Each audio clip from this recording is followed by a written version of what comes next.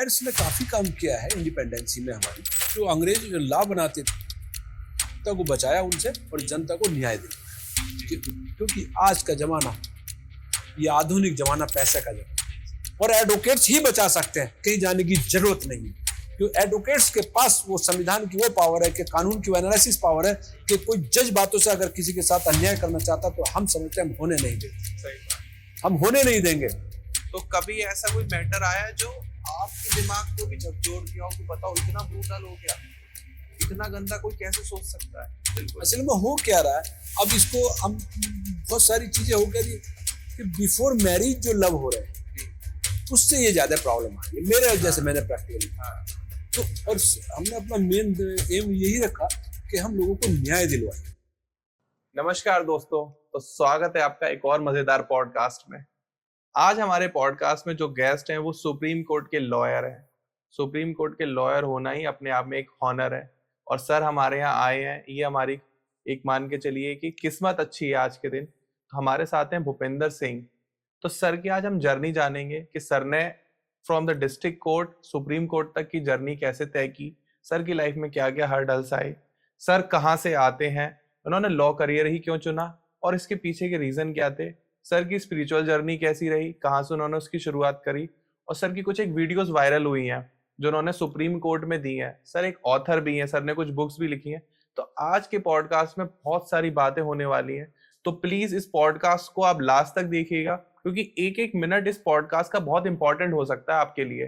क्योंकि एक इंसान की जर्नी, एक वो इंसान एक छोटे शहर से आके एक बड़े शहर में लोगों के लिए कैसे इंस्पिरेशन बना, कैसे उन्होंने अपने कॉम्पिटिटर्स को समझाया, उनको ऊपर जो हमारे कॉन्स्टिट्यूशन ऑफ इंडिया में चीजें गलत हो रही हैं उसको सही करने के लिए लोगों के लिए प्रेरणा बने। तो इस कंप्लीट पॉडकास्ट में हम वो सब चीजें कवर करने वाले हैं। तो प्लीज इस पॉडकास्ट को आप मिस मत करिएगा। और अगर अभी तक आप वीडियो देख रहे हो तो आप बिल्कुल सही जगह पर हो और सही लोगों के साथ बैठ के आप सही नॉलेज को ग्रैब कर रहे हो। तो हम समझते हैं भूपेंद्र सर से उनकी जर्नी। और भूपेंद्र सर, स्वागत है आपका हमारे शो पर। कैसे हैं आप? सभी को नमस्कार, आपके दर्शकों को भी, और आपका बहुत बहुत धन्यवाद कि आपने मुझे इनवाइट किया। थैंक यू सो और मच सर। जनता के सामने बातें रखने के लिए मौका आप दे रहे हैं। तो भूपेंद्र सर, सबसे पहले तो आप ये बताइए हमारी जनता को कि आप कौन हैं, आप कहाँ से आते हैं, और आपने जो सुप्रीम कोर्ट का जो लॉयर का आपने एक ऑनर, जो एक प्रेस्टीज है, ये इस एज ए करियर आपने कब स्टार्ट किया? देखिए, आपने बहुत सारे क्वेश्चंस पूछे, मैं वन बाई वन आपके क्वेश्चंस का आंसर दूंगा और कोशिश करूंगा कि जो न्यू जनरेशन लायर है या फर्स्ट जनरेशन लायर है, क्योंकि मेरी फैमिली में मेरे से पहले कोई लायर नहीं है, है ना, और ना ही कोई आसपास लायर है। तो अब ये लायर्स का जो प्रोफेशन मैंने चुना, जब मैं वैसे साइंस स्टूडेंट रहा, मैं मैथ बीएससी से मैंने किया, तो हम लोग फिर उसके बाद मैं थोड़ा प्रिपरेशन कर रहा था आईएएस की। तो आईएएस में मैंने हिस्ट्री पढ़ा जी। हिस्ट्री, उसमें बहुत सारी चीजें, मैंने हिस्ट्री सब्जेक्ट लिया था, तो वो सारी चीजें जब मैंने पढ़ी तो उसमें देखा कि लायर्स ने काफी काम किया है इंडिपेंडेंसी में हमारी जी। और कॉन्स्टिट्यूशन जो अंग्रेज लॉ बनाते थे उसको लॉ समझने में हमारे जो लायर बने उन्होंने उसको चीज को समझा। हाँ। और फिर जनता के लिए उन्होंने उसको, जैसे वो जनता को बचाया उनसे और जनता को न्याय दिलवाया कि उनको। तो वो लायर्स का मेरे को इंस्पायरेशन मिला। जैसे महात्मा गांधी के बारे में हम पढ़ते थे, सुभाष चंद्र बोस हो गए, है ना, और राजेंद्र प्रसाद हो गए। तो जब इन लोगों को हमने पढ़ा कि इसका मतलब लायर्स का जो प्रोफेशन है वो न्याय के लिए सबसे अच्छा प्रोफेशन है जी। और देश की सेवा करने के लिए भी एक अच्छा प्रोफेशन है, क्योंकि अगर आप न्याय के लिए वर्क कर रहे हैं जनता की, तो देश का काम कर रहे हैं जी। क्योंकि अगर न्याय नहीं मिल पा रहा है तो उस न्याय को देने के लिए अगर आप न्याय में आ रहे तो वो भगवान का काम भी है, अध्यात्म का भी है, और देश का भी है, और जनता का भी है। तो उन चीजों को हमने चुना, और लेकिन चैलेंजिंग था। हमने उसमें लग रहा था कि चैलेंजिंग, क्योंकि इसमें पैसा फिर कैसे कमाएंगे। लेकिन हमने देखा नहीं यार, जब हमारे जो पूर्वज हुए या महात्मा गांधी जी, या जब उन्होंने ये चैलेंजिंग जॉब लिया अंग्रेजों के सामने, तो ये तो अब तो हिंदुस्तान की गवर्नमेंट है, तो अब हम क्यों नहीं इसको कर सकते। तो हमने वो चीज को पीछे कर दिया, पैसे वाले सिस्टम को, कि हम इसमें जंप करेंगे। और हमने अपना मेन एम यही रखा कि हम लोगों को न्याय दिलवाएंगे, क्योंकि बहुत सारी चीजें समाज में हो रही थी। तो न्याय नहीं मिल पाता था, क्योंकि सिस्टम, अब सिस्टम हो या अंग्रेजों का सिस्टम हो, सिस्टम एक सिस्टम ही होता। सिस्टम से लड़ने के लिए उसकी जानकारी होना बड़ा जरूरी है। तो इसलिए मैंने ये लॉ का जो सब्जेक्ट है उसके लिए मैंने चुना, और ये कि भाई ठीक है पैसे की गारंटी ना हो, लेकिन फिर जब हम आए, हमने जो है जब लॉ करते ही समय हमने financial information and industrial development का भी एक डिप्लोमा लिया। तो न्यू जनरेशन लॉयर्स के लिए मेरा यही सलाह रहेगी कि आप टारगेट तो आपका लॉ पर रहे, प्रोफेशन पर, लेकिन इनकम के लिए आपको कुछ ना कुछ वर्क ऐसा रखना चाहिए कि लॉ भी इफेक्ट ना हो, गैर कानूनी कोई काम भी ना हो, और आपको इनकम अदर सोर्स से भी आ जाए लीगली। तो आपको अपनी जो प्रोफेशनलिज्म है और सब्जेक्ट में भी रखने चाहिए जी। जैसे मैंने एक डिप्लोमा किया इंडस्ट्रियल इंफॉर्मेशन और फाइनेंस एंड इंडस्ट्रियल डेवलपमेंट का, तो उस समय सीए होते थे और फाइनेंशियल और इंडस्ट्री डेवलप ही हो रही थी, बहुत कम इंडस्ट्री होती थी, लेकिन फाइनेंशियल कंसल्टेंट का एकदम गैप था। तो उस फाइनेंशियल इंडस्ट्रियल जब मैंने कोर्स कर लिया तो मेरे को सब नॉलेज होगी, क्योंकि उस समय बैंक लोन नहीं देते थे। उस समय होती थी हमारी जो ये स्टेट फाइनेंशियल कॉर्पोरेशन होते थे। एवरी स्टेट का एक फाइनेंशियल कॉर्पोरेशन होता था, वही लोन देता था, और वहां तक पहुंच करना, क्योंकि वो सर्किल में एक ही होता था, जिले में नहीं, वो मंडल में एक होता था, और प्रदेश में उसका ऑफिस होता था। तो उस तरह से तो वो फिर मैंने देखा कि वो सारी इंफॉर्मेशन मेरे को लगी। फिर मेरा इंटरेस्ट सब्जेक्ट भी था, क्योंकि मैं स्टार्टिंग से भी एक बिजनेस में रहा, बचपन से जब किया तो अपनी कमाई करी और उसी से पढ़े और उसी से सारा काम किया।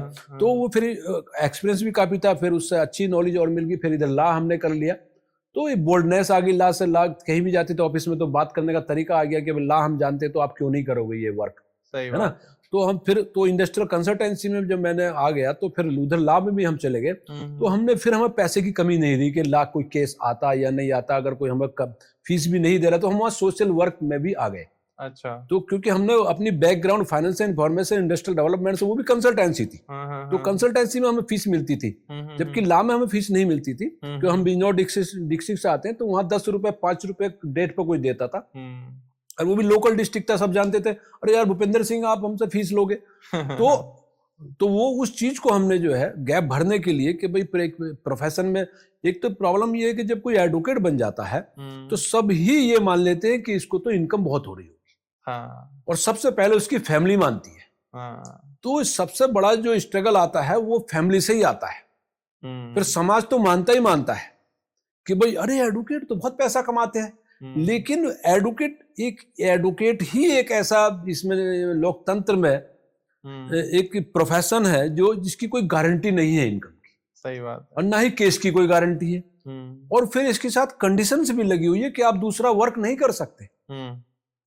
कंडीशन, लेकिन जब कंडीशंस लगाई गई तो इनकम की गारंटी होनी चाहिए जब कंडीशन, लेकिन उन्होंने कहा नहीं, आपको प्रोफेशन में इसमें रहना तो इनकम कहीं और से दूसरा प्रोफेशन नहीं यूज कर सकते, हमें कोई मतलब नहीं है आपकी इनकम हो या ना हो। तो उन्होंने पहले ही लोकतंत्र ने मान लिया है, संविधान ने हमको मान लिया है कि we are the honour of constitution, democracy, यानी कि जो अगर जनता का प्रतिनिधित्व करता है, जनता ऑनर होती है, और जनता में सबसे बड़ा जो ऑनर है वो एडवोकेट है। तो इस रूप में आपको लेके चलना होगा कि वो हमें सैलरी भी नहीं देते हैं, है ना, और उधर से इनकम भी नहीं करने देते। तो जब आपने लॉ कर लिया तो आपको इसे चैलेंजिंग एक्सेप्ट करना है कि नहीं, मेरे को ऐसे ही बढ़ना है। तो हमने चैलेंज एक्सेप्ट किया, और वहां पर किसी के साथ अन्याय हो रहा होता तो अगर उसके पास पैसा नहीं है तो हमने उसका काम फ्री किया जी। तो आप जब ये आइडिया बना लोगे तो फिर आप कर्म ऐसे ही करो। और आपने अगर आइडिया ये बना लिया नहीं मेरे को सबसे पैसा ही कमाना है, तो फिर आप उसी तरह से काम करोगे। लेकिन हमें अपने ड्रीम पे काम किया जी, कि हमें न्याय के लिए काम करना, पैसे के लिए काम नहीं करना। तो फिर भगवान भी रास्ता देता है। तो ये नेचर होती है कि जब आप जैसा आप ड्रीम बनाओगे तो नेचर उसी सिस्टम से आपको ले जाएगी, और वहां आपको खाने का रोटी भी देगी। सही बात है। और जितना न्याय का काम होगा, जितना जस्टिस का काम होगा, उसमें और ज्यादा मिलेगी आपको। लेकिन उससे पहले आपको डर लगेगा उसमें जंप करते हुए।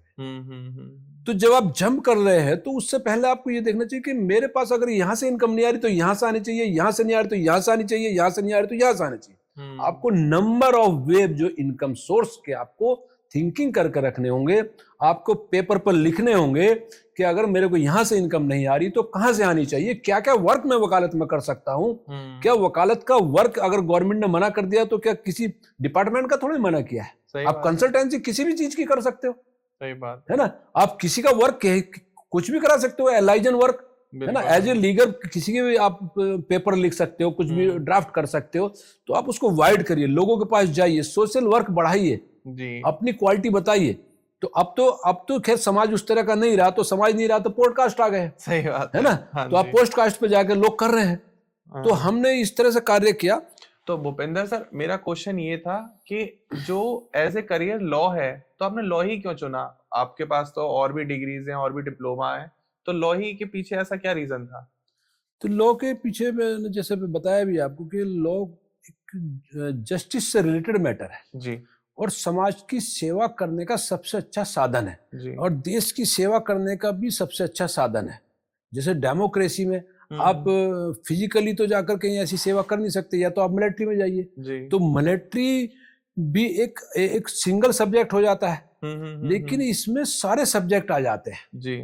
तो आप सभी क्षेत्रों से आप देश की सेवा कर सकते हो जी, है ना। आप मिलिट्री वालों को कोई प्रॉब्लम आ गई तो उनकी भी सेवा कर सकते हो, है ना। न्याय नहीं मिल रहा समाज में, उनकी भी सेवा कर सकते हो।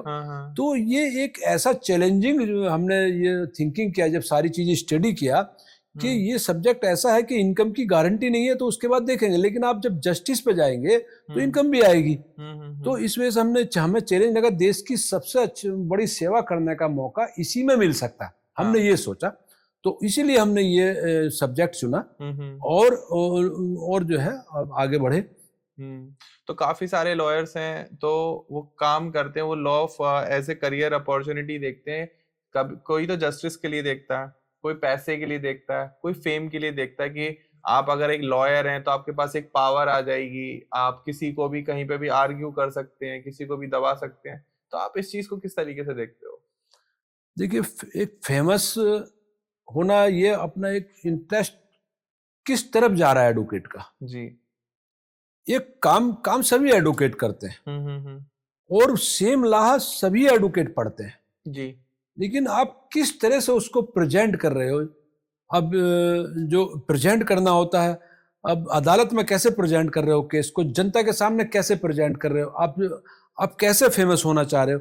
बड़े बड़े फेमस केस होते हैं, आपने देखा होगा, ये बड़े बड़े हीनियस क्राइम के केस बड़े फेमस हो जाते हैं, जिसमें समाज में उबाल आ जाता है। तो जैसे रेप के केस हो जाते हैं, बड़ा बड़ा जो हमारी महिलाओं के साथ बड़ा बड़ा अत्याचार हो जाता है, तो समाज में उबाल आ जाता है। तो अब उस उबाल को कुछ फेमस होने के लिए कुछ एडवोकेट्स देखते हैं। तो मैं वो गलत सोच से नहीं कर रहा, एक एनालिसिस आपके साथ कर रहा हूँ। तो वो जनरली क्या होते हैं, जो उस केस में क्राइम किए हुए होते हैं उनकी तरफ से वकालतनामा लगा देते हैं। अच्छा। अब जब फेमस क्राइम हो जाता है तो उसमें सारा मीडिया में वो कवर चलता रहता, तो उनका एडवोकेट कोई बन गया जाके किसी भी तरह से, तो फिर वो उसकी बाइट लेंगे तो नेचुरली वो फेमस हो गया। जबकि क्या किया आपने, है ना। तो ना तो आप काम तो उससे ही चलना है, लॉ से ही चलना, फैक्ट तो जो अदालत करेगी देखेगी कि भाई क्या सच्चाई है क्या नहीं है। लेकिन आप अचानक से एक हीनियस क्राइम में फेमस हो गए। तो ये सबका अलग अलग फील्ड है कि वो कौन उसमें फेमस होकर, किसी को अच्छा लगेगा, किसी को नहीं लगेगा, किसी का जमीर अलाउ करेगा, किसी का नहीं करेगा। तो हम तो उस तरह के, हम अभी किसी केस में ऐसे हमने अपॉर्चुनिटी भी मिलती है लेकिन हम नहीं जा पाए, ना कि भाई हमें इस तरह से फेमस होना अच्छा नहीं लगा, किसी को अच्छा लगता होगा। तो ये सारी चीजें हैं। तो इस वजह से मैं इस तरह से इसको देखता हूं कि भाई फेमस होना और एक ना फेमस होना में कोई ऐसा नहीं है कि फेमस ही बहुत बड़ी नॉलेज वाले हैं या जो फेमस नहीं, क्योंकि एडवोकेट को सबको नॉलेज होती है और एडवोकेट सब अपने दिमाग से कानून के लिए काम करते हैं और अपने क्लाइंट्स के न्याय के लिए सभी काम करते हैं। सही बात और है। सब अपना अलग अलग तरीका अपने दिमाग से लगाते हैं, किसकी क्या इंटरेस्ट वर्ल्ड है उसमें वो जाता है। सही बात है। तो आपने एक डिप्लोमा भी कर रखा है बिजनेस कंसल्टिंग का, आपने बताया था ऑफ कैमरा मुझे कि आपने सबसे पहले दिल्ली में उसी का ही ऑफिस खोला। तो जो हमारे फर्स्ट जनरेशन लॉयर हैं जो इस पॉडकास्ट को देख रहे हैं, जिससे कुछ सीखना चाहते हैं, तो आप उनको किस तरीके से गाइडेंस देंगे कि वो देखो, लॉ जो आप स्टार्ट करते हो एज ए लॉ प्रोफेशन, तो एकदम से क्लाइंट नहीं आते, पैसा नहीं आता, तो ऐसे कुछ और एक और साइड इनकम रखें कि चलो यहाँ से ये आ रहा है, नहीं तो यहाँ से क्लाइंट आ रहे हैं, तो किस तरीके से आप समझाएंगे? देखिए, सबसे बड़ी प्रॉब्लम यही है कि एडवोकेट्स बन तो जाते हैं, लेकिन यही प्रोफेशन ऐसा है कि इनकम की गारंटी नहीं है, ऑब्वियस है ना। और एडवोकेट बनते ही जैसे ही हमने काला कोट पहना तो सभी समाज या सभी रिश्तेदार या परिवार के लोग मान लेते हैं कि इनकम हो रही है इनको, है ना। एक जनरल परसेप्शन है समाज में कि एडवोकेट के पास बहुत पैसा होता है, बहुत इनकम होती है, जबकि और वो ऐसे लोग बात करते हैं कभी उन्होंने केस नहीं दिया होगा, है, और कभी कोई देता भी नहीं जानने वाला, आएगा तो जानने वाला का काम, पैसे कैसे लेंगे, वो पैसे भी नहीं दे पाते जनरली जानने वाले। सही बात। और ये तो इसी वजह से तो हमने इन चीजों को सब देखते हुए फिर भारतीय समाज थोड़ा दूसरे टाइप का होता है कि इतना प्रोफेशनलिज्म नहीं है, अब थोड़ा बढ़ गया है, लेकिन पहले नहीं था। तो एडवोकेट को इनकम करना बड़ा मुश्किल काम था। तो हमने जब ये वकालत करी तो इन चीजों को सोचा जी, सोचा कि भाई फिर इनकम कैसे, हमने सोचा कि नंबर ऑफ वे इनकम के कैसे बने। सही बात है। और लॉ पे भी कोई फर्क ना पड़े, इलीगल भी कोई वर्क ना हो, लॉ के अंतर्गत ही कैसे। तो अब कंसल्टेंसी का वर्क हम कर सकते हैं, कोई किसी भी तरह का फाइनेंशियल एक्ट में हम कंसल्टेंसी कर सकते हैं कि हम, क्योंकि हम सारी चीजें लॉ पॉइंट्स में हम सभी जगह कंसल्टेंसी हम कर सकते हैं। तो हमको अपने एरियाज बढ़ाने चाहिए इनकम के जी। तो क्योंकि आज हो ये रहा है कि एक एडवोकेट का जो क्षेत्र है, एडवोकेट के क्षेत्र, देखिए ये बात जो मैं बता रहा हूँ ये इस पे एनालिसिस कोई नहीं करता है। सही बात। हमारी बार काउंसिल भी नहीं करती कि एडवोकेट की इनकम को कैसे बढ़ाया जाए। एडवोकेट्स को मान लिया जाता है कि एडवोकेट्स की इनकम हो रही है, जब ऐसा नहीं है। आपको जो हाईलाइटेड एडवोकेट दिखाई देते हैं या बहुत कम एडवोकेट ही ऐसे हैं जिनकी अच्छी इनकम है, ऑब्वियस है, क्योंकि केस इतना ज्यादा आप कैसे ला सकते हो। केस आने पर लगा, फिर आपको एक्सपीरियंस भी चाहिए स्टार्टिंग में, है, केस भी आ जाए तो एक्सपीरियंस कहां से लाओगे। तो लोग एक्सपीरियंस वाला चाहिए होते हैं, फेमस फेस चाहिए होता है, फिर नाम हो जाते हैं। तो कुछ लोग अपने को फेमस करके रखते हैं ताकि केस भी आए उन पे। तो ये सारा कंपटीशन में आता, तो इसको हम बुरा नहीं मानते, इसको चैलेंजिंग के रूप में एक्सेप्ट करना चाहिए कि मैं भी ऐसे ही करूंगा और कैसे मैं अपनी इनकम के सोर्स भी बढ़ाऊं। तो सोर्स बढ़ाने के लिए आपको हर जगह कंसल्टेंसी के क्षेत्र देखने चाहिए, क्षेत्र बढ़ाने चाहिए इनकम के, कि हम इनकम का क्षेत्र कहां बढ़ा सकते हैं। अब इंडस्ट्रियल कंसल्टेंसी में इंडस्ट्रियल कानून आ जाता है, इंडस्ट्रियल एक्ट आ जाता है, आप उधर जाइए, फाइनेंशियल एक्ट में जाइए। आप आज बिजनेस का क्षेत्र है तो एडवोकेट क्यों नहीं जा सकता, फाइनेंशियल एक्ट में फाइनेंशियल कंसल्टेंसी दीजिए आप। लोग इतने फंस रहे हैं बैंकों में और इतना फ्रॉड हो रहा है ना, जगह जगह जहां भी आपको दिखाई दे रहा है कि जनता को इस तरह की कंसल्टेंसी की जरूरत है, तो आप उस क्षेत्र को जाइए। केवल कोर्ट में आप जाइए, लेकिन ये नहीं कि आपके और क्षेत्र ना हो। तो मेरा कहना यह है इसमें कि आपको इनकम क्षेत्र बढ़ाने चाहिए लॉ पॉइंट्स के अंतर्गत, कि कहां हम कंसल्टेंसी दे सकते हैं, कहां हम अपनी जो एडवाइस दे सकते हैं। फिर आपको कोई प्रॉब्लम ऐसी नहीं आएगी। तो क्योंकि फाइनेंशियल जो कंसल्टेंसी है, फाइनेंशियल एक्ट से रिलेटेड, ये मैं समझता हूँ और इंक्रीज होगी। तो इस क्षेत्र में उनको नॉलेज रखनी चाहिए। आज बैंकिंग क्षेत्र इतना बढ़ गया, हर व्यक्ति बिजनेस कर रहा है। सही बात है। तो आज ऑक्शन है, हर व्यक्ति लोन ले रहा है। तो इस तरह से जिसमें भी आपका इंटरेस्ट हो उस क्षेत्र में जाना चाहिए। कोर्ट में तो जाना ही जाना है हमको, लेकिन कंसल्टेंसी के क्षेत्र अपने बढ़ाने चाहिए, काम अपना बढ़ाना चाहिए, तो फिर आपको प्रॉब्लम नहीं आएगी इनकम की। मेरा मानना यह है। बिल्कुल। तो सर मेरे दो सवाल आपके सामने एक साथ आ रहे हैं। पहला क्वेश्चन तो यह है कि बिजनौर डिस्ट्रिक्ट कोर्ट से और दिल्ली सुप्रीम कोर्ट पहुंचने का रास्ता आपने कैसे तय किया, और दूसरा सवाल ये है कि अगर कोई फर्स्ट जनरेशन लॉयर ये वीडियोस को देख रहे हैं या अभी भी वो किसी डिस्ट्रिक्ट में लॉयर हैं, अच्छे लॉयर हैं और अच्छी काम भी कर रहे हैं, लेकिन उनका सपना है सुप्रीम कोर्ट तक आने का, तो आप उनको क्या गाइड करेंगे कि वो किस तरीके से किन प्रोटोकॉल्स को फॉलो करके यहाँ तक आए? देखिए, सुप्रीम कोर्ट में की प्रैक्टिस और लोअर कोर्ट की प्रैक्टिस जो है थोड़ा सा डिफरेंस है जी। यहाँ उस तरह से डेली का वर्क नहीं है कि भाई आपका डेली जो, जैसे वहां पर ट्रायल कोर्ट में ट्रायल होती रहती है हर चीजें। अब गवाही करवानी है, गवाही के बाद उसका क्रॉस होना है, तो बहुत सारी चीजें वहां पर डेली होती रहती है। तो अब वहां अगर किसी की अच्छी प्रैक्टिस चल रही है और फिर उसके सपने अगर सुप्रीम कोर्ट आए, तो अब उसको उसी हिसाब से अपनी इनकम का सोर्स देखना होगा, क्योंकि गारंटी कुछ नहीं है कि केस आ जाए।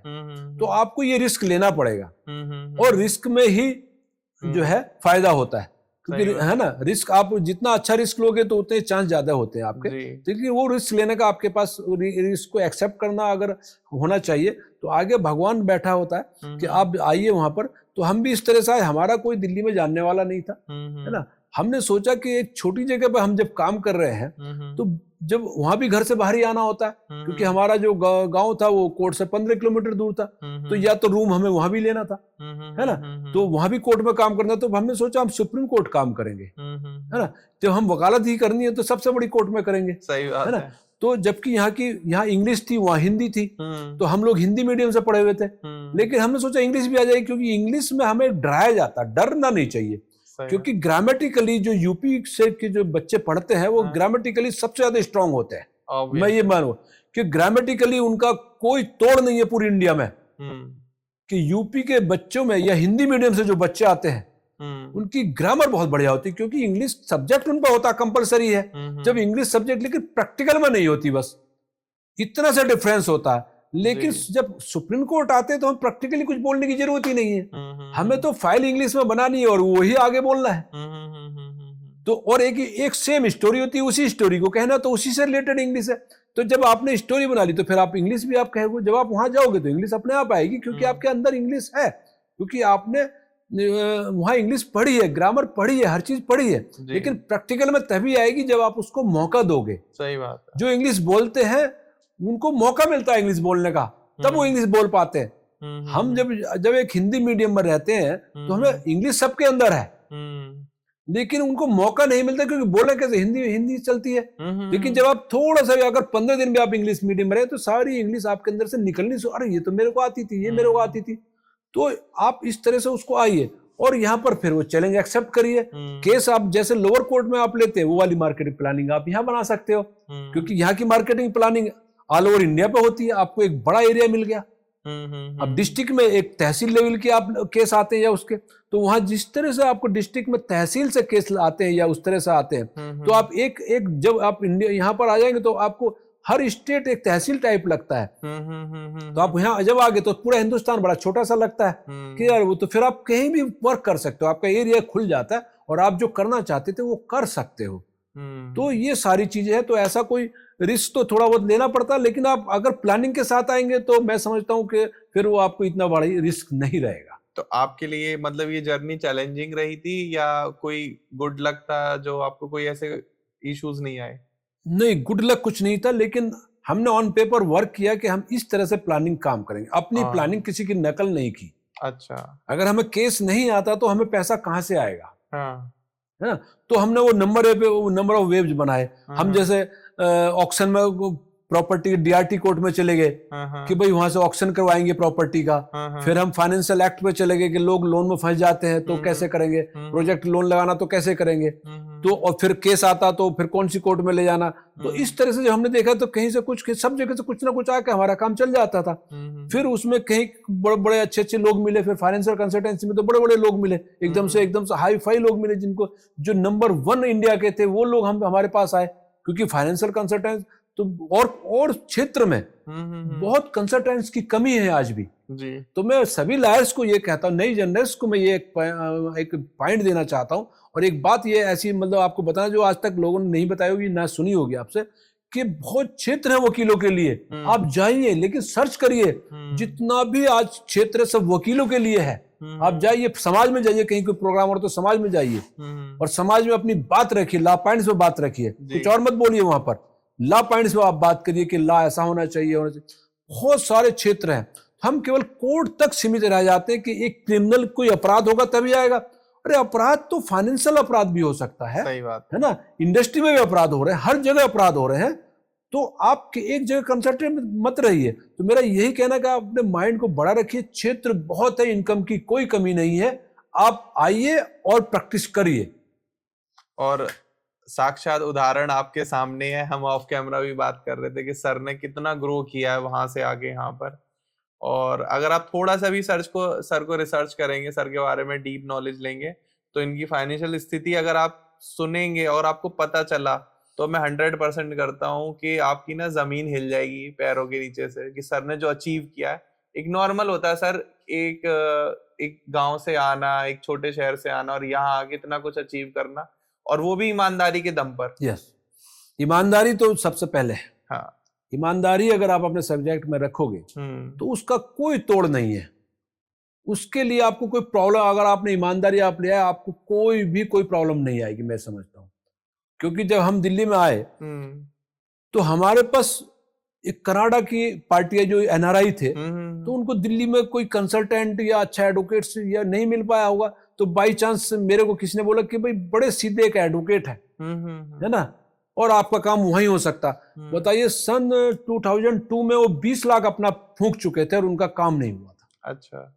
तो किसी पर्सन मेरे पास लेकर आए, तो जब मैंने उनका काम देखा, मैं काम कुछ भी नहीं है, क्योंकि एडवोकेट्स जो कंसंट्रेट एक जगह हो रहे हैं, उससे जनता में अन्याय भी बढ़ रहा है। ऑब्वियस है। हर जगह आप देखिए साइबर क्राइम कितना हो रहा है, बहुत ज्यादा, है ना।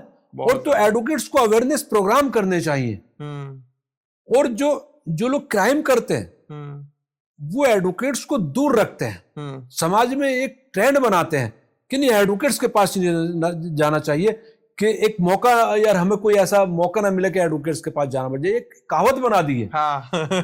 लेकिन मैं कहता हूं हर व्यक्ति का एक एडवोकेट्स घर में होना चाहिए, चाहे डॉक्टर हो या ना हो, क्योंकि आप स्वयं के डॉक्टर बन सकते हैं, स्वयं के वकील नहीं बन सकते। सही बात है। क्योंकि लॉ पढ़ना जरूरी है, फिर लॉ पढ़ने के बाद उसका एक्सपीरियंस होना जरूरी है कि किस तरह से ड्राफ्टिंग करनी है, ताकि ड्राफ्टिंग में आपको कोई फांस ना सके। सही बात। मेन ड्राफ्टिंग होती है, ड्राफ्टिंग टेक्निकली ही आपको आएगी। तो उस तरह से मैं चाहता हूं कि एडवोकेट्स को समाज से दूर किया जा रहा है और क्राइम को बढ़ाया जा रहा है जो क्राइम कर रहे हैं। आज साइबर क्राइम क्यों हो रहा है?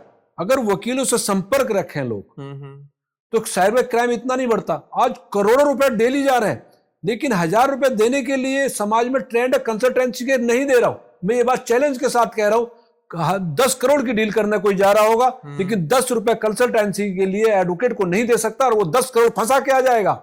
सही बात है।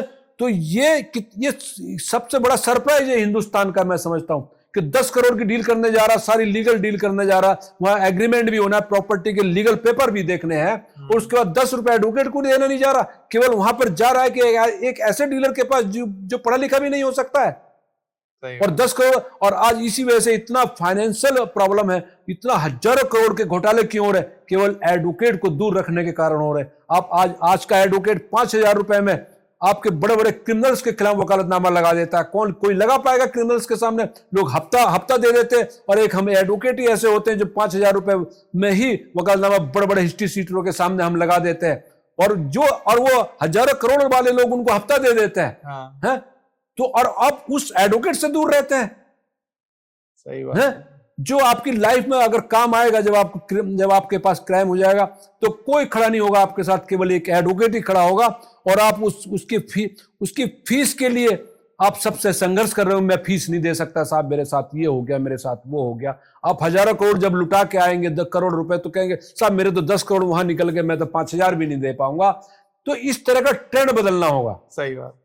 ये ट्रेंड अगर नहीं बदला गया, तो जैसे आज करोड़ों रुपए जा रहे हैं, हमारे प्रधानमंत्री जी भी उसको संघर्ष कर रहे हैं बचाने के लिए लोगों को, लेकिन अगर एडवोकेट बीच में आ जाए, तो मैं 200% कहता हूं कि क्राइम रुक जाएगा। लोग एडवोकेट से संपर्क अगर रखते हैं, तो ये क्राइम केवल एडवोकेट्स रोक सकते हैं। एडवोकेट्स को समाज से दूर किया जा रहा है, और ये गलत फहमी फैलाई जा रही है। एडवोकेट सब चीज लड़ना जानता है।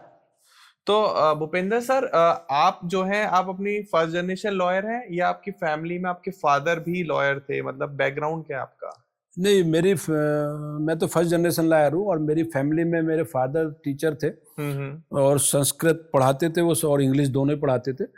तो बाकी तो मेरी फैमिली में या रिश्तेदारी में भी कोई एडवोकेट नहीं था मेरी जानकारी में। और मैं भी एक साइंस का स्टूडेंट था। तो लेकिन जब मैंने देखा कि भाई चैलेंजिंग सब्जेक्ट कौन सा, देश की सेवा किस सब्जेक्ट से की जाती है, तो किस में मैं पूरे देश की समाज की, तो मैंने वो उस तरह से वो सब्जेक्ट चुना। और फिर लोगों के रिस्क देखे कि देश की सेवा लोग जो एडवोकेट्स ने हमारी की है स्वतंत्र आंदोलन में, तो वो चीजें पढ़ के हमारे दिमाग में टच करेगी कि यार रिस्क लेंगे, तो अब रिस्क लेंगे, आगे देखेंगे। तो वो सारी चीजें, उसी हिसाब से हमने सारी चीजें प्लानिंग करी। तो मैं तो फर्स्ट जनरेशन लॉयर हूँ।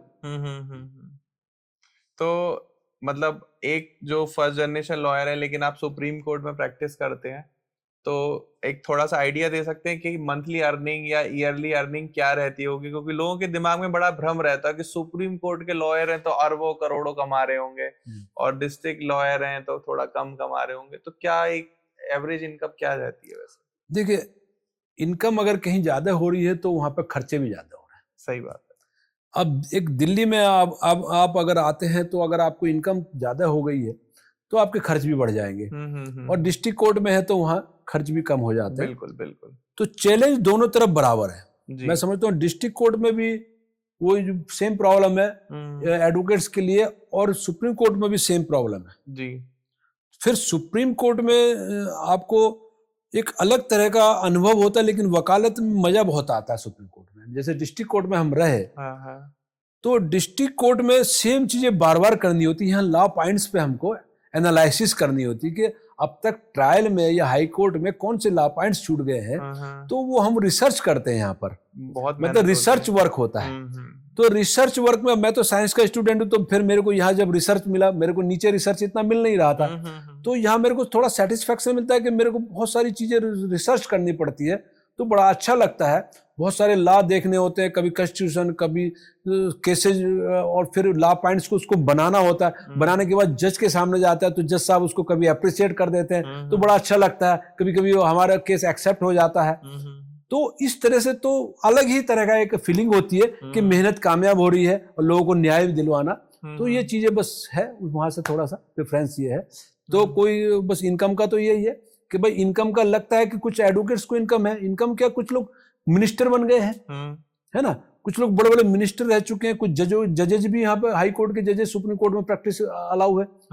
तो इस तरह के लोग भी आते हैं, तो वो पहले से पैसा उनके पास काफी होता है, फिर उनको मीडिया भी हाईलाइट करता है। तो जब मीडिया हाईलाइट करता है कि एडवोकेट्स आ रहे हैं, तो लोगों को अच्छा लगता है कि बड़े एडवोकेट के भाषण आ रहे हैं। जबकि जो पेपर्स में जो फैक्ट है रहता तो वही है ना। जो फेमस एडवोकेट हो या ना फेमस एडवोकेट, पेपर के जो फैक्ट को बदल नहीं सकता है, लेकिन वो हाईलाइटेड होते हैं तो उनके स्टेटमेंट ज्यादा रहते हैं। अब मैं भी अगर किसी मिनिस्टर का लड़का होता तो आज मैं भी काफी हाईलाइटेड होता।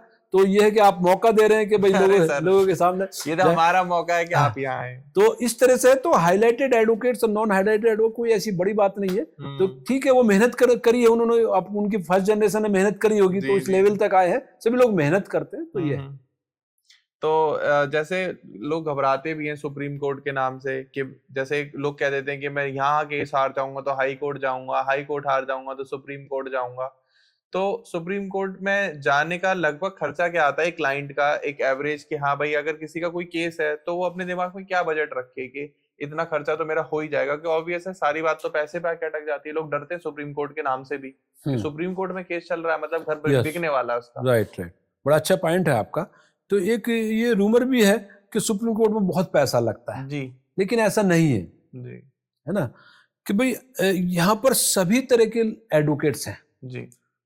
तो आप कितनी भी फीस दे सकते हैं, कम भी दे सकते हैं, ज्यादा भी दे सकते हैं जी जी जी। तो आप डरे ना, हाँ, आप आए, और कोई ऐसा बड़ा बजट की जरूरत नहीं है। जो आप सोचते हैं उससे बहुत कम खर्चे में काम हो जाएगा यहाँ। अच्छा, हाँ।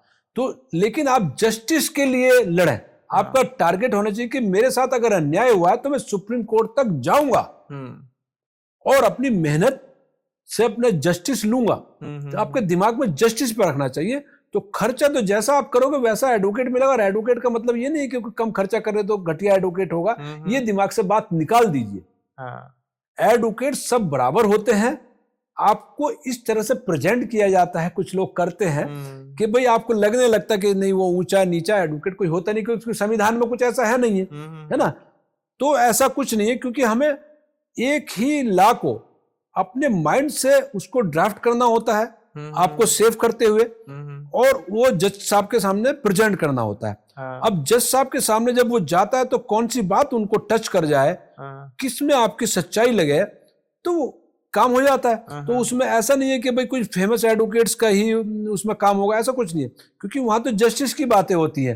तो आप अपने केस में ड्राफ्टिंग पर ध्यान दीजिए और अपने फैक्ट्स ज्यादा से ज्यादा एडवोकेट्स को बताइए जी, कुछ हाइड मत करिए, और थोड़ा सा मौका दीजिए एडवोकेट्स को कि अच्छी ड्राफ्टिंग आपकी लेकर आए। जब अच्छी ड्राफ्टिंग आर्गुमेंट में अगर आप अच्छा कर रहे हैं, ड्राफ्टिंग में कुछ नहीं है, तो फिर कैसे होगा आपके फेवर में होने का मतलब ही नहीं है, जब आप कुछ फैक्ट ही नहीं है, पेपर में जान ही नहीं है आपके। तो इस तरफ ध्यान रखिए कि आपके पेपर्स वर्क कंप्लीट होना चाहिए, ड्राफ्टिंग कंप्लीट होनी चाहिए।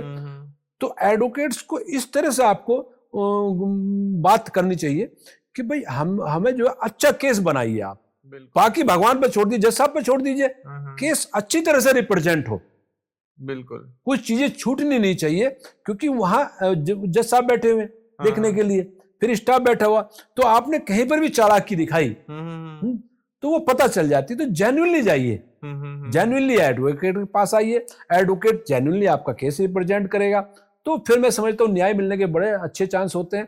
और ऐसा छोटा बड़ा एडवोकेट की बात नहीं है, आप जिस बजट में भी आप आ जाओगे आपका काम होगा। यहाँ ऐसा नहीं है कि साहब आपके पास करोड़ रुपए होना चाहिए, ऐसा नहीं है, ये र्यूमर है। आप जस्टिस के लिए आइए, आपको जस्टिस मिलेगा, पैसे की बात छोड़ दीजिए।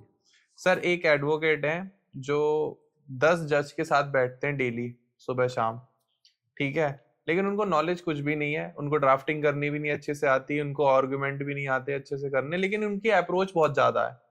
और एक लॉयर है जिनको बहुत अच्छी ड्राफ्टिंग करने आती है, बहुत अच्छे आर्गुमेंट्स देने आते हैं, जब वो अपना केस रिप्रेजेंट करते हैं तो बहुत अच्छे से करते हैं।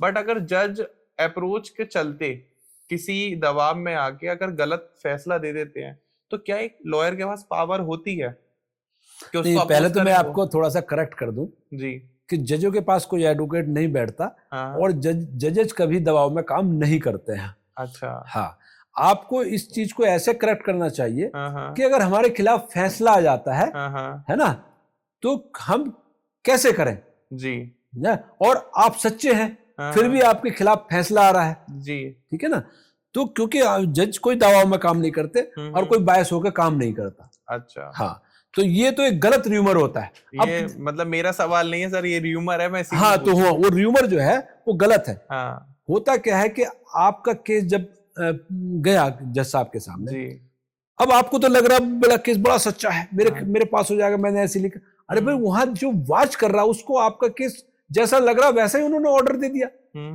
हर आदमी चाहता है मेरे फेवर में ऑर्डर आए, तो मेन तो यहाँ पर हम ही बायस हो जाते हैं पहले कि मेरे फेवर में आए। अरे भाई, जब न्याय तो न्याय होता है ना, फेवर अलग चीज होती है, न्याय मिलना चाहिए।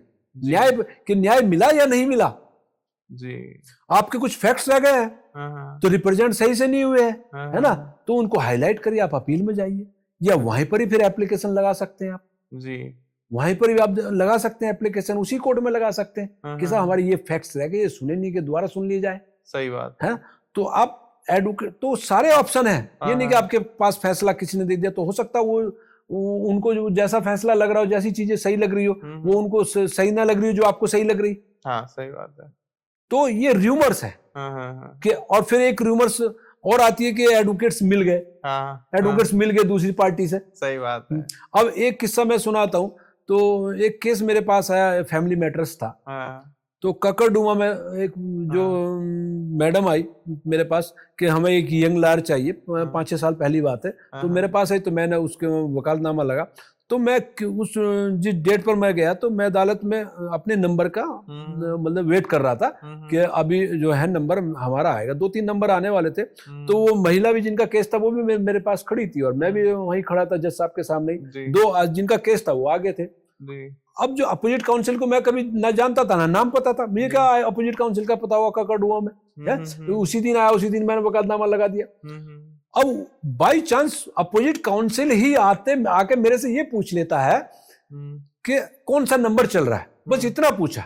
मैंने कहा अभी जो है ये 10 नंबर चल रहा है, और अभी तो मैंने इतना बताया। अब जो महिला खड़ी थी वो नाराज हो गई, आप तो इनको जानते हैं, आप तो मिल गए, आप मेरे केस से हट जाइए। तो ये रूमर है। अब देखिए, मैं इतना मेहनत करके क्या रिप्रेजेंट कर, उन्होंने मेरे ऊपर ब्लेम लगा दिया है। अरे ये बाई चांस हो गया कि मैं वहां खड़ा हूं जज साहब के सामने, तो कोई भी एडवोकेट्स आएगा तो वो हम पूछते हैं, जैसे हम जाते हैं कि नंबर कौन सा चल रहा है। पहले क्या है, ये नहीं होता था बाहर कि नंबर कौन सा चल रहा है, डिस्प्ले नहीं होता था। तो एक दूसरे से पूछते थे, और आवाज लगाने वाले भी ऐसे नहीं होते थे। फाइल होगी बढ़ती चली जा रही, कभी कभी जज साहब के सामने जो खड़े होते हैं रीडर, वही बोल देते हैं कि भाई इस फलाना केस आ रहा है ना, हाँ। तो बाहर आवाज नहीं आ पाती है। हम्म। तो इस तरह से तो हम जब जाते हैं कभी, भैया एडवोकेट से पूछते कौन सा नंबर चल रहा है, अरे ये वाला चल रहा है। तो ये जो र्यूमर है ये टोटली रॉन्ग है। ये मार्केटिंग के लिए लोगों ने बनाई हुई बहुत सारी र्यूमर है जो जनता को दूर कर रही है न्याय से, जिनकी वजह से जनता गलत फहमी में आ जाती है और लोग उनके साथ फ्रॉड हो जाते हैं। हाँ, एग्जैक्टली। तो ये र्यूमर है, इस पर कोई ध्यान देने की जरूरत ना, ऐसा हो सकता क्योंकि एडवोकेट्स के हाथ में कॉन्स्टिट्यूशन ने ऐसी पावर नहीं दी कि मिलने पर कुछ हो जाएगा, क्योंकि उस अपने सिग्नेचर से तो कुछ करना नहीं है, तो ऑर्डर तो करना नहीं, उसको जाके मिलेगा है। और ना ही फिर जज साहब बैठे बैठे, अगर एक एडवोकेट दूसरे एडवोकेट से मिल जाए, जज साहब ने, अरे केस तो जज साहब को करना, वकीलों को थोड़ा ही करना है। जो जजमेंट दे जज साहब को करना, मिलकर क्या करेंगे? सही बात, कोई ऑप्शन ही नहीं है उसमें। केस आपने फाइल करवा दिया, मिलके क्या हो गया? अरे वो तो जज साहब देख रहे ना, ज्यादा कोई डेट लेगा तो उनके पास उसको वो करेंगे, भाई नहीं मैं तो डेट ज्यादा नहीं देता, कोई एप्लीकेशन गलत नहीं लगा सकते। एडवोकेट ने अगर बिना मर्जी के लगा दिया क्लाइंट्स के तो उस पर एक्शन हो जाता है। सही बात है। कुछ हम उससे अलग कुछ लिख भी नहीं सकते वहां पर। हम तो पहले ड्राफ्ट करेंगे, उसको पढ़वाएंगे, तब उसके सिग्नेचर कराते हैं। अच्छा, ऐसा हम अपनी मर्जी से कुछ कर ही नहीं सकते वहां। हम तो एक रिप्रेजेंटेशन है उसकी वॉइस के ओनली।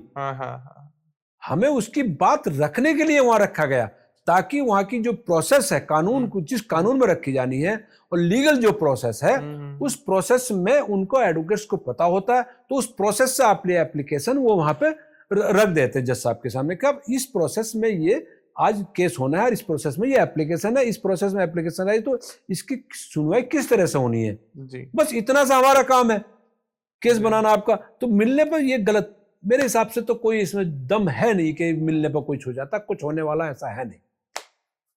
तो भूपेंद्र सर, जैसे कि हमने देखा है लॉयर्स काफी प्रैक्टिकल होते हैं, थोड़ा इमोशंस को लेके उतना टेंशन में नहीं रहते, क्योंकि उनको रिप्रेजेंट करना है अपने केसेस को। हर इंसान जो उनके पास जाता है उसकी कोई ना कोई परेशानी चल रही होती है और बिल्कुल रोता हुआ ही जाता है कि मैं ऐसे फंस गया हूँ, इस केस में हूँ, मेरी जल्दी बेल करा दो, मुझे बाहर निकाल दो, मेरे पैसे लौटवा दो, मेरा डिवोर्स करा दो, मुझे बचा लो। उसके साथ आपने एक स्पिरिचुअल जर्नी भी स्टार्ट की हुई है, जैसे हम बैक कैमरा बात कर रहे थे कि आप काफी स्पिरिचुअल हैं। तो प्रैक्टिकल लाइफ के साथ उस स्पिरिचुअल व्यक्तित्व को आप किस तरीके से देखते हैं? देखिए, थोड़ी सी प्रॉब्लम आती है जी स्पिरिचुअल लाइफ में रहने के बाद, और जब केस आता है तो थोड़ा डिफरेंट हो जाता है। बिल्कुल। अब एक क्रिमिनल्स हमारे पास आ रहा है जी, है ना, तो हमें पता तो होता है, लेकिन हमारी ड्यूटी है उसके केस को रिप्रेजेंट करना और अच्छे से पेश करना जी। तो हम उसका ये ड्यूटी लेते हैं। उसको हम ये नहीं सोचते कि भाई कि अगर इसने क्राइम किया है तो हम ये गलत काम कर, नहीं, एज ए कॉन्स्टिट्यूशन हमें ड्यूटी मिली। पता नहीं, हो सकता है उसने क्राइम नहीं किया हो, सही बात है, उसको फंसाया जा रहा हो, तो हम इस रूप में लेते हैं उसको। तो बाकी आते हैं फैमिली मैटर्स। तो फैमिली मैटर्स में आप देखेंगे बड़े इंटरेस्टिंग सा आते हैं केस, बहुत इंटरेस्टिंग केस आते हैं और टोटली रॉन्ग बातें होती हैं। आज डाइवोर्स बहुत ज्यादा है, बहुत ज्यादा, जबकि डाइवोर्स शब्द इंडियन कल्चर में है ही नहीं। तलाक वर्ड ही नहीं है, तलाक हमारा वर्ड नहीं है। तलाक उर्दू का वर्ड है, डाइवोर्स इंग्लिश का वर्ड है, हमारे यहाँ हमारी कल्चर में ही नहीं है। जब हिंदू मैरिज एक्ट है, हिंदुओं के अनुसार कार्य किया गया, तो उस समय सोचना था कि उसमें तलाक है ही नहीं हमारे हिंदू कल्चर में। सही बात है। और जब तलाक आ गया, शहरीकरण आ गया, लोगों की शिक्षा बेकार हो गई। शिक्षा बेकार क्या हो गई कि एज ए आइटम सबको पेश किया जा रहा है। हम चीजों को, मैं थोड़ा स्पिरिचुअलिटी का मतलब ये चीजों को हम एनालिसिस करते हैं कि ये क्यों हो रहा है। तो क्यों अब जज बातों पे कानून जनरली बने हैं, स्पेशल एक्ट जनरली जज बातों पे आए हैं, उनको थोड़ा सा और एनालिसिस करना चाहिए था। तो जज बातों पे कानून नहीं आने चाहिए। खैर, ये मिसयूज पे हम आगे बात करेंगे आपसे। तो हमें जो आपने क्वेश्चंस पूछा उस पर थोड़ा सा मैं शॉर्ट कर दूं जी।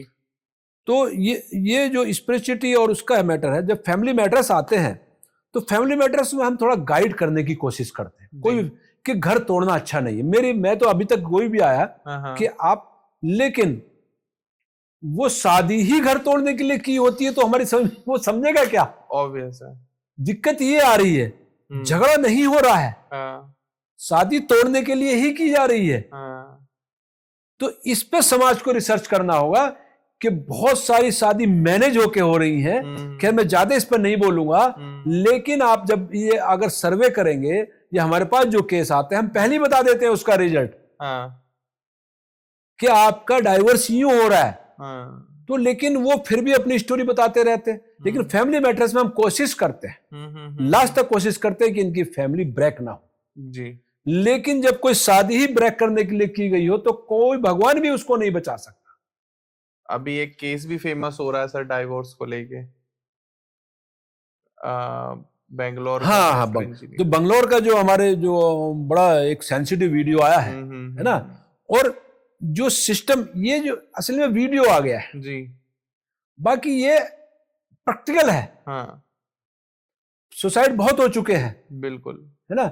आज कोई बात जो है आप नेट पर सर्च कर लीजिए जी, है ना, तो वो प्रैक्टिकल आएगा, कुछ दिन चलेगा वो, क्योंकि वो जो एक सिस्टम जज्बात से काम कर रहा है। न्याय पे आना होगा, न्याय पे आने के लिए एक एडवोकेट ही होता है जो ला सकता है। बिल्कुल बिल्कुल। और एडवोकेट्स को आप दूर कर देते हैं। हाँ।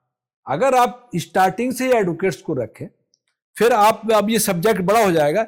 एक आगे आने वाले मैं वीडियो में आपको बताऊंगा कि जो मिसयूज ऑफ लॉ हो रहा है इससे कैसे बचा जा सकता है, कैसे सिस्टम से लड़ा जा सकता है, बिल्कुल, है ना। कैसे क्या महिलाएं जो गलत फंसा लेती है, जब महिलाओं के पीछे जो नेक्सस होता है, जो उनकी कमाई खाना चाहता है, जो उनको चला रहा होता महिलाओं को आगे करके, ये भी बहुत केसों में आप देखेंगे, बहुत सारे केसों में महिला आगे होगी, पीछे कोई और होता है, वो पर्दे के पीछे काम करता है। एक महिला जो घर से आई है उसको इतनी भारी प्रैक्टिकल नॉलेज कहां से आएगी, एकदम से जाके कोर्ट में इतने काम करने लगी। सही बात है। तो उस पीछे वाले आदमी को भी हमें देखना होगा। तो ये एडवोकेट्स देख सकता है जी।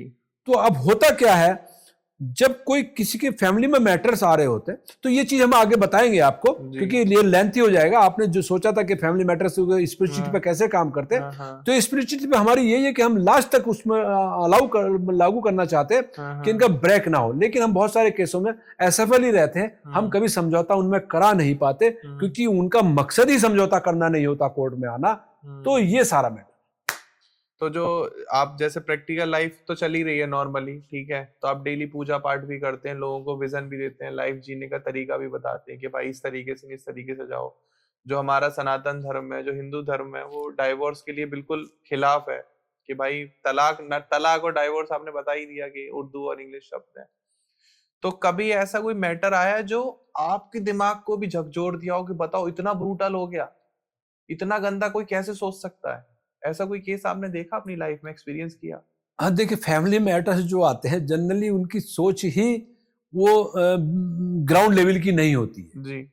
मैंने जैसे पहले भी बताया आपको कि जब कोई ब्रेक करने के लिए ही मैरिज की गई हो, बिल्कुल, असल में हो क्या रहा है, अब इसको हम बहुत सारी चीजें हो क्या रही कि बिफोर मैरिज जो लव हो रहे हैं जी, उससे ये ज्यादा प्रॉब्लम आ रही है मेरे जैसे मैंने प्रैक्टिकली देखा। तो अब लेकिन कुछ क्या होता है कि अपनी इज्जत बचाने के लिए शादियां भी हो जाती हैं, फिर उसके बाद लड़के में कमी निकाल दी जाती है। तो ये बड़ी गहनता का रिसर्च का विषय है समाज को कि आज डिटेक्टिव एजेंसी लें और एडवोकेट्स को साथ रखें और इन चीजों को वॉच रखें कि बहुत सारे लोग ऐसे हो गए हैं जो अपनी इज्जत बचाने के लिए शादियां कर देते हैं और बाद में कमियां निकाल के हमारे पास केस आते हैं। आफ्टर मैरिटल अफेयर बहुत ज्यादा हो हाँ, बिफोर मैरिटल जो मैरिज से पहले के जो अफेयर हैं उनकी वजह से डाइवोर्स का अगर आप सर्च करेंगे, मैंने जैसे सर्च किया उसकी वजह से ज्यादा प्रॉब्लम है।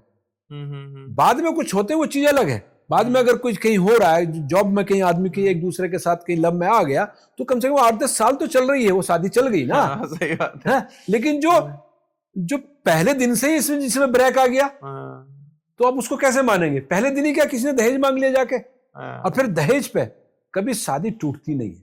सही ये भी मैं बताऊं, क्योंकि दहेज का जब मैटर आ गया तो एक कंप्रोमाइजिंग मैटर हो गया। अच्छा, कोई चीज टारगेट है कि कहाँ प्रॉब्लम है तो उसको सुधारा जा सकता है, क्योंकि कोई भी माँ बाप लड़की वाला चलो भाई एक जो है 1 लाख खर्च कर दिया और 50,000 दे देंगे, सही बात है नहीं? लेकिन वो कभी उसमें डाइवोर्स में नहीं आती है, कंडीशन कम आती है। लेकिन ये जो डाइवोर्स वाले जो या जो डाउरी वाले आ रहे हैं इनको फ्रेम किया जा रहा है। डाउरी वहां पे मेरे हिसाब से इतना ज्यादा बड़ा मैटर नहीं है डाउरी का उसमें, लेकिन वो उसको फ्रेम में लाया गया अपनी प्लानिंग में कि डाउरी मांग रहे हैं। लेकिन कॉन्स्टिट्यूशन ने पावर दे दी ना। हाँ, कॉन्स्टिट्यूशन की पावर तो और तरह से दी हुई है, उसको मिसयूज किया जा रहा है। फिर वहां जज्बात में लिया महिला के खिलाफ। अरे भाई, आप कोई भी केस आ रहा है या सिस्टम में कहीं आ रहा है या समाज में आ रहा है, वो सभी जगह प्रॉब्लम है। जब प्रॉब्लम सिस्टम में तो समाज में भी है, क्योंकि महिलाओं के साथ एक सहानुभूति जुड़ी होती है। हाँ। हम कहते हैं सहानुभूति होनी चाहिए, लेकिन मैन के प्रति भी उतनी होनी चाहिए। हाँ। क्योंकि जब आप न्याय की बात कर रहे हैं तो आप जेंडर नहीं देखेंगे, नहीं तो आप न्याय नहीं कर रहे, क्योंकि प्रकृति ने महिलाएं और जेंट्स अलग बनाए हैं। तो अन्याय करने के लिए किसी को नहीं बनाया कि आप महिला के साथ अन्याय कर दिए, जेंट्स के साथ अन्याय कर दीजिए। फिर जो न्याय का कार्य कर रहे हैं या जो इन्वेस्टिगेशन एजेंसियां हैं, उनको केवल जस्टिस की तरह से कार्य करना चाहिए, तो ये प्रॉब्लम और भी कम हो सकती है। जज बातों में किसी के साथ नहीं जाना चाहिए, कोई भी हो चाहे। जज बातों में जहां भी कानून गया वहीं पर ही प्रॉब्लम आ जाती है। तो ये है। पेंदा सर, सुप्रीम कोर्ट में अभी आपने एक स्पीच दी थी, काफी सारे बड़े लॉयर्स वहां पर उपस्थित थे और आपको काफी अप्रिशिएट भी किया गया, आपको अवार्ड दिया गया था, तो वो वायरल हो गई सर। तो उसके पीछे आपने कभी सोचा था कि वो स्पीच इतनी ज्यादा वायरल हो जाएगी? उसके पीछे के आपके पॉइंट्स क्या थे जो आप आज जनता को बताना चाहें? देखिए, मैंने वकालत जब स्टार्टिंग में करी, मैं बीएससी में पढ़ता था, जब वकालत स्टार्टिंग करी तो हमने एक ही टारगेट रखा जी, कि हम चाहे सुप्रीम कोर्ट हो, चाहे हम लोअर कोर्ट हो, चाहे हम समाज में हो, चाहे घर में हो, हम न्याय पर ही चलने की कोशिश करेंगे और चलवाने की कोशिश करेंगे। अपनी जो लॉ की नॉलेज है वो समाज को देने की कोशिश करेंगे कि न्याय ही हो। तो जब आपके दिमाग में एक प्लानिंग होगी न्याय की, तो जब आप लेक्चर आप दे रहे होंगे तो बेस्ट लेक्चर आपका निकल के आएगा जी। आप बिना हिचक के आप ये कहेंगे, यार ये इसको बुरा लग जाएगा, न्याय की बात कर ली तो इसके खिलाफ हो जाएगा, ये इसकी बात हो। आप हमेशा न्याय की बात करिए तो इतना क्लैपिंग मिलेगा आपको। तो मैं समझता हूं कि आप जो चाह रहे थे वो आपको सपने पूरे होने के चांस होते, लेकिन न्याय पर। तो जब मैंने लेक्चर दिया, ये मेरे ख्याल से सुप्रीम कोर्ट हिस्ट्री का पहला लेक्चर होगा, जो 1000 एडवोकेट से ज्यादा सुप्रीम कोर्ट के एडवोकेट्स थे और जजेज और ये सारी चीजें थी। तो मैं बिल्कुल भी लिखे हुए नहीं था, एक शब्द लिखा हुआ नहीं था, ना मैंने पढ़ा था, लेकिन मेरा टारगेट था कि जो मुझे चाहे देश के लिए करना है वही मैं यहाँ बोलूंगा। या सुप्रीम कोर्ट कैसा होना चाहिए, वकील कैसे होने चाहिए, या क्या जनता को मिलना चाहिए, या सुप्रीम कोर्ट को जब बनाया गया तो किस लिए बनाया गया, केवल मैंने टारगेट जस्टिस पर रखा। तो वो इतना अप्रिसिएशन मुझे मिला कि मेरा टाइम बढ़ा दिया गया। केवल 5 मिनट का टाइम था कि लोगों ने मेरे को हटने नहीं दिया और बहुत बड़ा अप्रिसिएशन मिला। लेकिन वो उम्मीद तो थी, ऐसा नहीं है कि उम्मीद नहीं होती कि अचानक में मिल गया, कि उम्मीद तो थी कि अप्रिसिएशन मिला, क्योंकि जितने भी वक्ता आज तक बोलते थे वहां पर, 20 साल मेरे को सुप्रीम कोर्ट में 20 साल से ऊपर हो गए, वो जेन्युइन बातें मेरे को नहीं लगती थी जी। तो मैंने कहा मैं बोलूंगा ना ये बातें, ये नहीं बोल पा रहे हैं तो मैं बोलूंगा। तो मैंने वो बातें बोली तो उससे बहुत ज्यादा अप्रिसिएशन मिला। तो बहुत सारे हमारी जो बहनें एडवोकेट्स थी, उन्होंने हाथ दिखाया, हथेली दिखाई कि लाल हो गई है क्लैपिंग करते हुए। तो मैंने कहा वर्क भी ऐसे ही होगा, अगर आप मेरे को कोई जिम्मेदारी देते हो, तो जो लेक्चर है, अगर मेरे को कोई जिम्मेदारी अगर मिलती है तो मैं वर्क भी ऐसे ही करके दिखाऊंगा कि जिस तरह से मैंने भाषण दिया है तो मैं प्रैक्टिकल भी उनको करके दिखाऊंगा ये। लेकिन आज समाज में इतना कंपटीशन हो गया है कि अच्छे लोगों का आगे आना बड़ा मुश्किल हो रहा है। तो ये मुश्किल, ये ऐसा नहीं कि उनकी कमी है, ये हमारी कमी है, हमारे स्ट्रगल में कमी है कि हम समाज के सामने क्यों नहीं आ पा रहे, समाज को बात क्यों नहीं बता रहे। तो मैं अपने स्ट्रगल में कमी समझ रहा हूं। तो स्ट्रगल में कि मेरी मेहनत में कमी है कि मैं समाज को ये बता पाऊं कि कहां क्या गलत हो रहा है। एज ए एडवोकेट मैं बता पाऊं कि आपको क्या करना चाहिए, क्राइम से कैसे बचना चाहिए, सिस्टम से कैसे लड़ना है और अपने को कैसे सेव करना है। आज इस भागदौड़ी भरी जिंदगी में जज्बात एक तरफ चले गए हैं, हर व्यक्ति मशीन हो गया, कंप्यूटर की तरह से काम कर रहा है, तो इमोशन से नहीं सोचता वहां पर, क्योंकि केवल पैसा टारगेट होता है और पैसे की कोई लिमिट नहीं रही है। तो इन चीजों पे आपको सोच के कार्य करना होगा। और एक एडवोकेट ही ऐसा है जो आज सबसे बड़ा समाज सेवक हो सकता है और आपके लिए सबसे बड़ा बेनिफिशियल हो सकता है। आप एक बार दोस्ती तो करिए एडवोकेट से, आप उसको अपने फ्रेम में तो लेकर आइए। आप जब एक इंश्योरेंस में आप जा रहे हैं, कभी आपको बीमारी भी होती नहीं, आप वहां 1 करोड़ का आप इंश्योरेंस ले रहे हैं, एडवोकेट को क्या 1000 रुपए भी नहीं दे सकते आप? सही बात। ये सबसे बड़ा मैं एक आप ये सरप्राइज बताना चाहता हूं, 5-5 करोड़ के इंश्योरेंस आपको मिल जाएंगे अपने रिस्क कवर के लिए, लेकिन आप फंस ना सके। 5,000 का इंश्योरेंस आपके पास नहीं है, ये बताए समाज मेरे को। आज मैं पूरे देश के सामने एक क्वेश्चन रख रहा हूं, किसने 5,000 का इंश्योरेंस लेकर तो वकील सेव करे मेरे को। और यहीं पर ही सारा गड़बड़ घोटाला है, इसी वजह से रिश्वत बढ़ती है, इसी वजह से सरकारी काम में फाइल अटकती है, क्योंकि लोग एडवोकेट से दूर हो जाते हैं, एडवोकेट के पास जाना नहीं चाहते। आज हमारे पास आइए, देखिए कौन सा अधिकारी आपका काम नहीं करता है। आप आइए तो सही, लेकिन आपको ऐसा एक ट्रेंड बना दिया, र्यूमर बना दिया गया कि एडवोकेट से दूर किया जा रहा है। तो इन चीजों को देखना होगा आपका, जैसे मैंने पहले भी बहुत सारी चीजों और आगे आने वाली चीज ऐसे बताएंगे कि जिस आप एडवोकेट्स को किस तरह से आप लेते हैं, कि उस तरह से न लेके आप एक सही रूप में अगर एडवोकेट्स को लेंगे तो आपके काम इतनी जल्दी आप निकलेंगे। अगर डॉक्टर के पास भी बैठे होंगे और आपके साथ एक एडवोकेट है तो वहां भी आप बोल्ड होंगे, जहां पे भी आप जाएंगे बोल्ड होंगे, मेरे पास एक एडवोकेट है, मैं 5,000 रुपए का इंश्योरेंस रखता हूं एडवोकेट्स के लिए। मैं तो कहता हूं 5,000 रुपए कुछ इतनी बड़ी चीज नहीं होती जो 5 करोड़ का आपने रखा। और सबसे ज्यादा अगर सेफ्टी आप करेगा तो आपको एक एडवोकेट करेगा। हमारा क्लाइंट अगर बिहार में फंस जाता, हमारा क्लाइंट अगर तमिलनाडु में फंस जाता तो हमारे पास फोन आ जाता, हम तुरंत फोन बात करते हैं कि बताइए भाई क्या प्रॉब्लम है, इलीगल क्या है, क्या इलीगल है, तो तुरंत वहां इलीगल उसके साथ होता ही नहीं है जैसी हो। इससे बड़ा और क्या चाहिए, जबकि वो हमारे पास फ्री सेवा होती है, हमें पैसे देने को कोई तैयार ही नहीं है आज की डेट में। सही बात है। आज एडवोकेट्स आज फोन पे कंसल्टेंसी ले लेते हैं, अगर वो बात करें तो ठीक है, उसके बाद ऐसे बात करके ऐसे छोड़ जाएगा जैसे मैं कभी एडवोकेट के 1 घंटे तक हमारा दिमाग खा जाएगा और फिर कभी एडवोकेट से बात नहीं करेगा कि मेरे को 1 रुपया ना देना पड़ जाए। भाई ये ट्रेंड बदलिए, इस ट्रेंड को बदलिए, इस देश को बचाइए। आज इस देश में इतनी बड़ी समस्या, आपको नहीं पता होगा, इतनी भारी समस्याएं आ सकती हैं कि आप सही तरीके से आपको चलना होगा। जो क्योंकि एक लोकतंत्र है, लोकतंत्र में एक एडवोकेट ही इस देश को बचा सकता है। जैसे अंग्रेजों से एडवोकेट्स ने बचाया, ऐसे आपको भी सिस्टम से बचा सकते हैं। तो ये सारी बात। तो भूपेंद्र सर, आज के टाइम में लॉ का ना बहुत मिसयूज हो रहा है, चाहे वो रेप का लॉ हो, चाहे वो डॉरी का हो, चाहे वो फेक केसेस का हो, चाहे वो साइबर लॉ हो। हर जगह क्या होता है, लॉ केस इंप्लीमेंट होता है, आदमी को फंसाया जाता है, वो जेल जाता है, फिर केस डिस्पोज हो जाता है, आपस में समझौता हो जाता है। तो जो ये लॉ का मिसयूज हो रहा है, तो उसके लिए आप क्या कहना चाहेंगे कि किस तरीके से उस मिसयूज से बचा जाए, इनोसेंट आदमी कैसे बच सकता है? देखिए ऐसा है, जो मिसयूज ऑफ लॉ है जी, ये सब्जेक्ट काफी बड़ा है, क्योंकि मैं समझता हूं कुछ केसेस में तो बहुत ज्यादा है, जैसे र्यूमर भी है, हमारे हाई कोर्ट के बहुत सारे जजमेंट है ना, मिसयूज हो रहा, हमारे ऑनरेबल सुप्रीम कोर्ट के बहुत सारे जजमेंट है, स्टेटमेंट है कि मिसयूज हो रहा, लेकिन रोक नहीं पा रहा है। तो ये आश्चर्य की बात है। बिल्कुल, सबसे बड़ी पावर जब एक स्टेटमेंट दे रही है कि मिसयूज हो रहा, फिर अगर थोड़ा सा मेरी एक ये रिक्वेस्ट रहेगी, उसमें थोड़ी सी और गाइडलाइन अगर बढ़ा दी जाए, आपको पता चल रहा मिसयूज हो रहा, तो उसको एनालिसिस में लेकर उसको कंट्रोल किया जाए। ऑब्वियस है, उसमें स्टेटमेंट ना आए, क्योंकि हमारा जो भी सिस्टम है भारत सरकार का, वो न्याय के लिए है, वो अन्याय के लिए नहीं है। और एक authentic high court, supreme court से स्टेटमेंट आ रहे, जजमेंट आ रहे कि मिसयूज हो रहा, फिर रुक क्यों नहीं रहा है? इसका मतलब क्या है? कहीं ना कहीं तो कमी है। तो मैं ये क्वेश्चन रखना चाह रहा हूं, कहीं ना कहीं तो कमी है, बिल्कुल, है ना। तो उस कमी को कैसे किया जा सकता है? क्योंकि आज का जमाना, ये आधुनिक जमाना पैसे का जमाना है, सही बात है, भाग दौड़ का जमाना है। आदमी शॉर्टकट में जाना चाहता है ना, कि शॉर्टकट में भागता है, शॉर्टकट में भागता है तो कई जगह फंस भी जाता है। बहुत सारे लोग बड़ी बड़ी ऊंची दुकानें लिए बैठे हैं, बड़े बड़े ऊंचे स्टेटस उन्होंने बना रखे हैं। तो ऊंची दुकान, फीके पकवान हमारे जैसे वो होता है। तो आप जेन्युइन लोगों के पास जाइए, जेन्युइन जो एज ए कंसल्टेंट, आप मैंने जैसे बताया कि एज ए कंसल्टेंट एडवोकेट्स के पास जाइए, ऊंची दुकान में मत जाइए, कहीं शॉर्टकट में कुछ नहीं है। आप न्यायपालिका के सामने सही से केस रिप्रेजेंट करवाइए।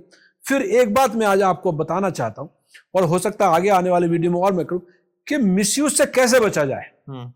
इसका हम आगे एक पॉइंट टू पॉइंट बताएंगे, और हम कहते हैं 200% आपको मिसयूज से बचा के दिखाएंगे। और मैं समझता हूं कोई भी फेक आदमी ना महिला को फांस सकता, ना महिला आदमी को फांस सकती है। इस तरह की आपको हम बात बताएंगे कि स्टार्टिंग से ही कोई आपके ऊपर अगर डाउरी, अगर फेक डाउरी लगा रहा है, तो हम उसको बचा के दिखाएंगे, आपको प्रैक्टिकली आपके कैमरे पे दिखाएंगे कि कैसे बचा जा सकता है फेक डाउरी केसों से। और इतना इतना लेंथी प्रोसेस की बात नहीं है कि आपको 10 साल बाद बचा जाएगा। हम स्टार्टिंग में आपको बचा कर दिखाएंगे और ऐसा आपको एक प्रैक्टिकली कैमरे के सामने करके दिखाएंगे कि आपको कैसे बचा जा सकता है। और एडवोकेट्स ही बचा सकते हैं, कहीं जाने की जरूरत नहीं है, क्योंकि एडवोकेट्स के पास वो संविधान की वो पावर है कि कानून की एनालिसिस पावर है कि कोई जज बातों से अगर किसी के साथ अन्याय करना चाहता तो हम समझते हैं हम होने नहीं देते हैं। सही बात, हम होने नहीं देंगे। लेकिन आए तो सही, आते नहीं है लोग वही बताया कि एडवोकेट्स का एक र्यूमर डर पैदा कर दिया गया। अगर जब फर्स्ट स्टेज में आपको लग रहा है कि कहीं कोई डॉबर में फंसने वाला, तो एडवोकेट के पास आइए ना तुरंत। आप आते हैं जब आगे केस बढ़ जाता है, अब फर्स्ट स्टेज में क्यों नहीं आते? आपको कहीं मतलब पेट में या कहीं दर्द हो रहा, जब तक हार्ट अटैक होता नहीं होता आप आते ही नहीं हो। जब आपके पास केस दर्ज हो गया तभी क्यों आ रहे हैं? हम कहते हैं कि भाई आप पहले आइए, जब प्री डायबिटिक है, आप डायबिटिक ना हो जाए उससे पहले आइए आप।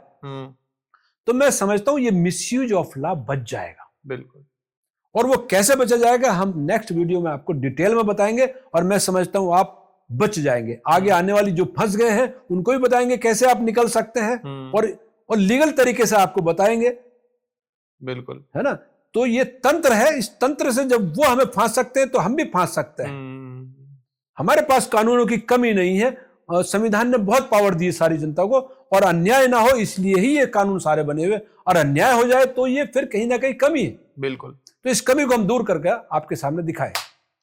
तो इस तंत्र के मंत्र को कैसे भेदना है भूपेंद्र सर आपको आगे की वीडियोस में बताएंगे। तो एक शुरुआत हो चुकी है लॉ की, कि लॉ में किस तरीके से लोग फंस रहे हैं, कैसे अपने करियर को गंवा रहे हैं, कैसे देखा है आपने लोग सुसाइड भी कर लेते हैं केसेस को लेते हुए, और कैसे लोगों के साथ फ्रॉड हो रहा है, साइबर क्राइम बढ़ रहा है। तो वो सब भी हम डिस्कस करेंगे। और अगर आपको ये वीडियो पसंद आई हो तो प्लीज इसे लाइक करिएगा। कोई भी इस वीडियो में कोई भी बात आपको पसंद ना आई हो, अच्छी नहीं लगी हो, या कोई क्वेश्चन करना हो, या कोई लीगल एडवाइस लेनी है, तो आप कमेंट सेक्शन में भी पूछ सकते हैं। बाकी सर का नंबर स्क्रीन पर आ रहा होगा, कॉन्टेक्ट डिटेल्स आ रही है, डिस्क्रिप्शन में भी है, आप वहां से भूपेंद्र सर से कॉन्टेक्ट कर सकते हैं। चाहे आपका केस हाई कोर्ट में हो, चाहे सुप्रीम कोर्ट में हो, या आपको कोई फाइनेंशियल एडवाइस लेनी है, या कुछ भी आपकी कोई कंसल्टिंग है, तो भूपेंद्र सर हमेशा मेरे हिसाब से 24/7 आपके लिए अवेलेबल है। बहुत ही ईमानदार और मेहनत, और मैं मतलब फर्स्ट टाइम अपनी लाइफ में किसी इतने अच्छे लॉयर से मिला हूं, और इट्स अ हॉनर कि सुप्रीम कोर्ट के लॉयर आज हमारे स्टूडियो में बैठे हैं। बाकी हमारे सपोर्ट के लिए वीडियो को शेयर करिए ज्यादा से ज्यादा, ताकि लोगों में अवेयरनेस जाए, और चैनल को सब्सक्राइब कर दीजिएगा। फिर मिलते हैं अगले पॉडकास्ट में, तब तक के लिए थैंक यू सो मच, धन्यवाद।